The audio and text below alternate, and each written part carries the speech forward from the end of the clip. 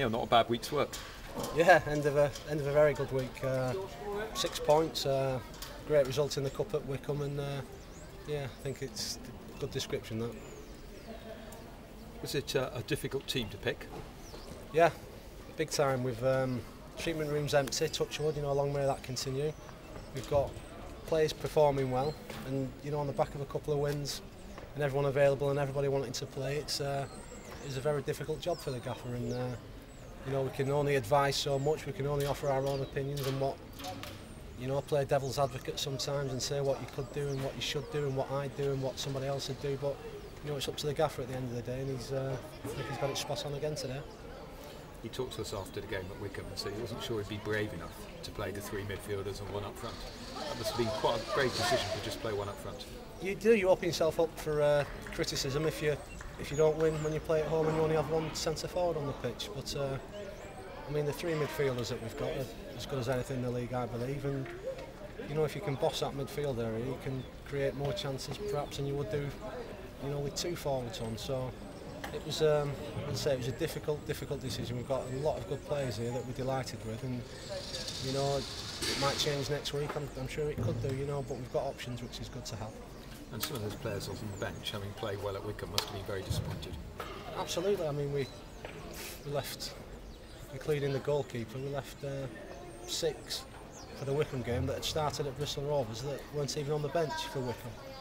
And then, back today, you change it round again. So there's some good young talent, and like I say, they're all chomping at the bit. They all want to play, but they also realise that we can only pick 11, and the atmosphere is good because it's time if you have big squads and people are unhappy because they're not playing. Things can get a bit messy in the dressing room sometimes, but it's nothing like that here. We've got a good bunch, and they realise that they'll all get the minutes on the pitch, and when they do, they need to use them, and when it's time to have a rest, use that as well.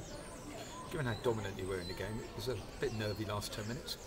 Yes, well, that's probably the one disappointing thing, bar the conceding the goal, that we weren't more clinical at the top end in the second half. We created numerous chances, and like I say, if you're only one goal ahead, it doesn't matter who you're playing, the last 10 minutes can always be a bit nervous. It's good football to watch. Can you enjoy it on the bench, or are you so wrapped up in the game that you're not able to enjoy it? I would have enjoyed it if we'd got the third goal, just to give us a little bit of a breather, but it's good to hear the fans, get behind us and get a little bit of atmosphere, and I thought for 10 minutes during the second half we were excellent, and we could and should have won by more. And another terrific goal by Jimmy Spencer. He's a young kid, but he's strong and he's got ability, and I was right behind it, and he just put his head down and struck his foot through it like you should do in a lot of one-on-one situations. Players can try and be a bit too clever sometimes and place things and chip things when it's not on, but sometimes you need to just get a bit of welly behind it, and that's what Jim did. And the first goal for the skipper as well.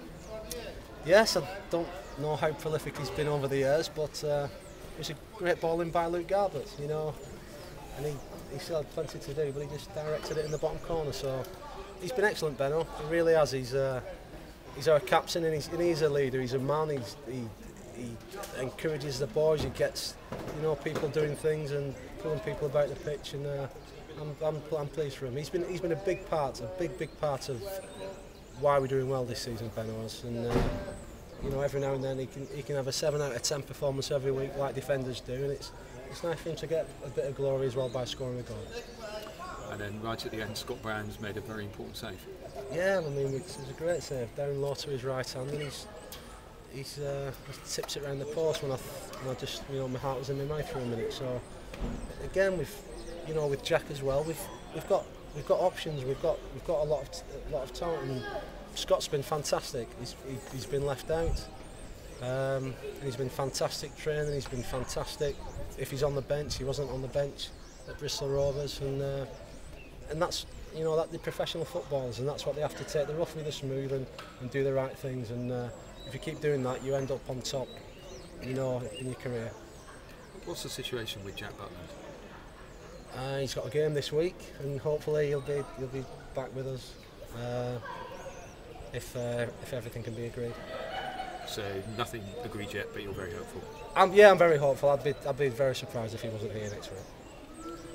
So overall, we're heading towards the end of the first quarter of the season, starting to get into quite a challenging position in what's a pretty even league, isn't it, this year? Yeah, there's a lot of good teams, and there's no sort of exceptional teams that are going to run away with it, and there's nobody that's going to be adrift at the bottom either. So it's about grinding out results at times, and yes, we played well today, and we deserved the win. But 2 weeks ago against Hereford, I thought we played very well then, but just didn't get the goal to win the game. But it was vitally important we didn't concede at the other end, and I think the 0-0 draw against Hereford now, with the 2 wins we've had following that, it's a good point, and I thought at the time it was a good point. What's your ambitions for this season? How far can this team go? Well, honestly we've got some ability. We've got more bodies than we had last year, which is thanks to the chairman and directors. We've got more quality than we had last year, and we want to improve on last year. And that doesn't mean by finishing one place higher. It means, a big improvement. And how big is big? So far so good. We're doing okay, and speak to me again at the end of April and I'll tell you if I'm pleased with the season. Yeah, thanks so much. You're welcome.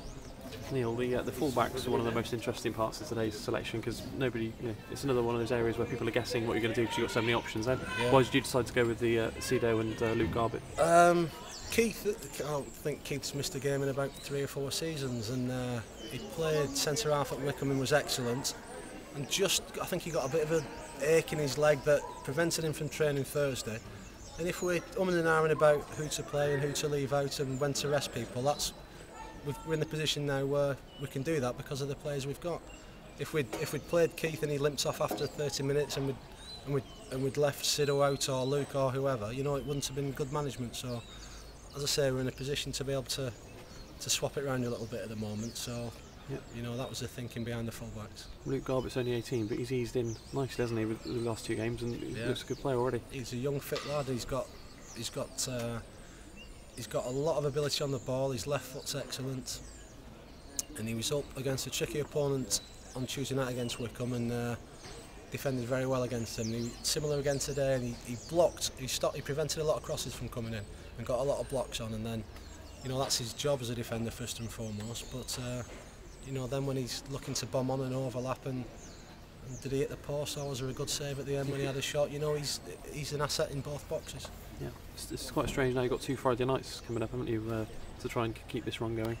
Yes, we've sort of planned ahead. We've planned our weeks, our training, with that in mind. I used to like them as a player, and I like them now. I think there's a little bit of a better atmosphere, and there's a bit of dew on the pitch and the floodlights and things. So, hopefully the players can respond on the Friday nights. Yeah.